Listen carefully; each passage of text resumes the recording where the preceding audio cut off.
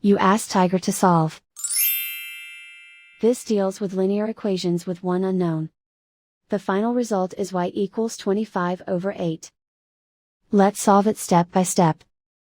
Group all constants on the right side of the equation. Add 7/8 to both sides. Combine the fractions. Combine the numerators.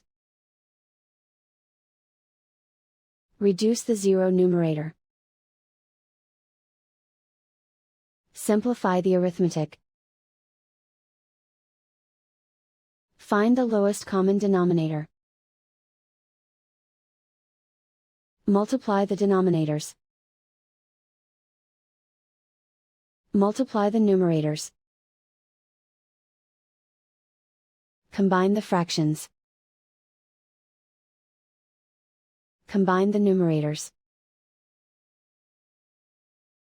Find the greatest common factor of the numerator and denominator.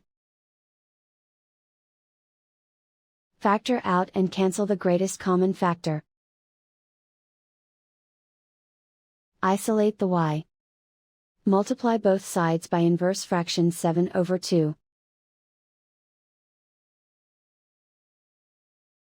Group like terms.